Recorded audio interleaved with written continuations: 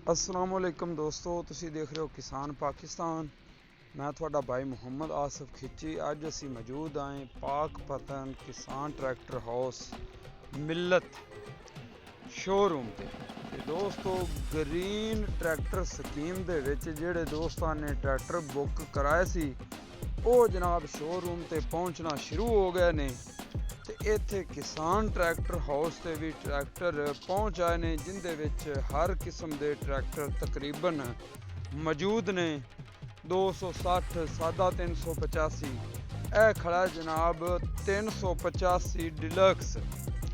ਤੇ ਡਿਲਕਸ ਵੀ ਕਾਫੀ ਸਹਿ ਲੋਕਾਂ ਨੇ ਬੁੱਕ ਕਰਾਏ ਹੋਏ ਸੀ ਤੇ ਡਿਲਕਸ ਵੀ ਜਨਾਬ ਜ਼ਿਆਦਾ ਤਾਦਾਦ ਵਿੱਚ ਵੈਸੇ ਇੱਥੇ ਡਿਲਕਸ ਹੀ ਖੜੇ ਨੇ।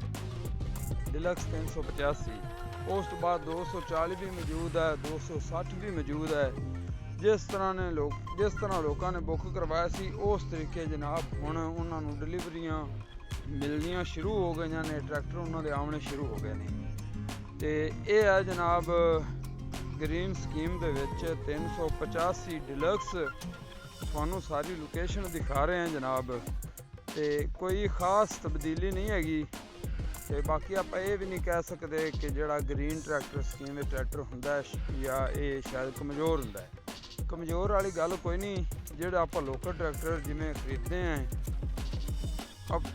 ਆਪ ਖੁਦ ਨਗਦ, ਉਹ ਜਨਾਬ ਪ੍ਰਾਈਵੇਟ ਉਵੇਂ ਜਨਾਬ ਸੇਮ ਇਹਨਾਂ ਦੀ ਕੁਆਲਿਟੀ ਹੁੰਦੀ ਹੈ ਤੇ ਹੋ ਸਕਦਾ ਉਹਦੇ ਨਾਲ ਕੁਝ ਬਿਹਤਰ ਹੀ ਹੋਵੇ। ਇਹ 260 ਖੜਾ ਹੈ ਜੀ। ਤੇ ਬਾਕੀ ਦੋਸਤੋ ਇੱਕ ਗੱਲ ਤੁਸੀਂ ਜ਼ਰੂਰ ਦੱਸਣੀ ਹੈ ਕਿ ਇਸ ਤੋਂ ਪਹਿਲੇ ਕਾਫੀ ਹਕੂਮਤਾਂ ਨੇ ਨਾ ਗ੍ਰੀਨ ਟਰੈਕਟਰ ਸਕੀਮ ਮੁਤਾਰਫ ਕਰਵਾਈ ਸੀ। ਸਕੀਮ ਦੇ ਵਿੱਚ ਟਰੈਕਟਰ ਦਿੱਤੇ ਸੀ ਕਿਸਾਨਾਂ ਨੂੰ।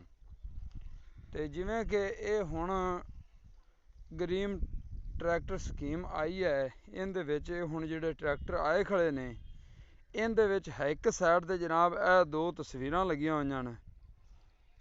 ਤੇ ਤੁਸੀਂ ਜਾਣਦੇ ਹੋ ਕਿਹੜੇ ਲੱਗੇ ਹੋਏ ਨੇ, ਕਿਹਨਾਂ ਦੀਆਂ ਤਸਵੀਰਾਂ ਲੱਗੀਆਂ ਹੋਈਆਂ ਨੇ।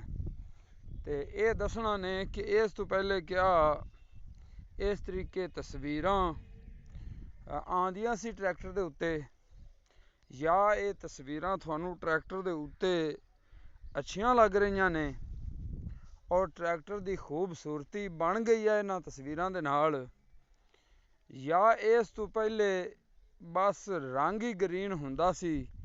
ਬਕਾਇਆ ਟਰੈਕਟਰ ਜਿਵੇਂ ਪਹਿਲੇ ਆਪਾਂ ਪ੍ਰਾਈਵੇਟ ਟਰੈਕਟਰ ਲੈਂਦੇ ਹਾਂ ਉਵੇਂ ਹੀ ਹੁੰਦਾ ਸੀ। ਇਹ ਕਮੈਂਟ ਸੈਕਸ਼ਨ ਵਿੱਚ ਤੁਸੀਂ ਜ਼ਰੂਰ ਦੱਸਣਾ ਹੈ। ਮੈਂ ਸੁਣਿਆ ਵੀ ਇਹ ਜਿਹੜੀ ਸਫੈਦ ਪੱਟੀ ਉੱਤੇ ਲਾ ਦਿੱਤੀ ਨੇ ਤੇ ਵਿੱਚ ਦੋ ਤਸਵੀਰਾਂ ਲਾ ਦਿੱਤੀਆਂ ਨੇ, ਇਹ ਜਨਾਬ ਬੜਾ ਕਮਾਲ ਹੋ ਗਿਆ ਹੈ।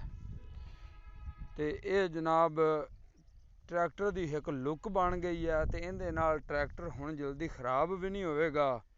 ਤੇ ਕਿਉਂਕਿ ਇਹਦੀ ਕੁਆਲਿਟੀ ਜਿਹੜੀ ਹੈ ਉਹ ਬੜੀ ਅੱਛੀ ਬਣਾਈ ਗਈ ਹੈ। ਇਹਨਾਂ ਖੁਦ ਆ ਕੇ ਜਨਾਬ ਇਹਨਾਂ ਟਰੈਕਟਰਾਂ ਦੀ ਟੈਸਟਿੰਗ ਕੀਤੀ ਹੈ ਤੇ ਇਹਨਾਂ ਟਰੈਕਟਰਾਂ ਦੀ ਮਿਆਰ ਨੂੰ ਚੈੱਕ ਕੀਤਾ ਹੈ। ਠੀਕ ਹੈ ਜੀ। ਤੇ ਇਹ ਜਨਾਬ 240 385 ਤੁਹਾਡੇ ਸਾਹਮਣੇ ਮੌਜੂਦ ਨੇ। ਤੇ ਖੁਸ਼ਕਿਸਮਤ ਲੋਕਾਂ ਦੇ ਜਨਾਬ ਫੋਟੋ ਵਾਲੇ ਟਰੈਕਟਰ ਪਹੁੰਚ ਆਏ ਨੇ। ਇੱਕ ਸਾਈਡ ਤੇ ਜਨਾਬ ਤੁਹਾਨੂੰ ਕੰਪਨੀ ਦਾ ਨਾਮ ਮਿਲੇਗਾ ਤੇ ਦੂਸਰੀ ਸਾਈਡ ਤੇ ਦੂਜੀ ਕੰਪਨੀ ਦਾ ਤੁਹਾਨੂੰ ਨਾਮ ਮਿਲੇਗਾ। ਠੀਕ ਹੈ ਜੀ। ਤੇ ਮਿਲਤ ਮੈਸੀ ਫਰਗੂਸਨ। ਤੇ ਇਨਸ਼ਾਅੱਲਾ ਬਹੁਤ ਜਲਦ ਜਿਹੜਾ ਨਾ ਤੁਹਾਨੂੰ ਨਿਊਲੈਂਡ ਟਰੈਕਟਰ ਵੀ ਵਿਖਾਣੇ ਹੈ ਕਿ ਉਹਦੇ ਵਿੱਚ ਗ੍ਰੀਨ ਟਰੈਕਟਰ ਸਕੀਮ ਦੇ ਵਿੱਚ ਟਰੈਕਟਰ ਕਿਵੇਂ ਆ ਰਹੇ ਨੇ ਤੇ ਉਹਨਾਂ ਦੀ ਕੀ ਕੰਡੀਸ਼ਨ ਹੈ ਜਾਂ ਉਹਨਾਂ ਵਿੱਚ ਕੋਈ ਤਬਦੀਲੀ ਕੀਤੀ ਗਈ ਹੈ।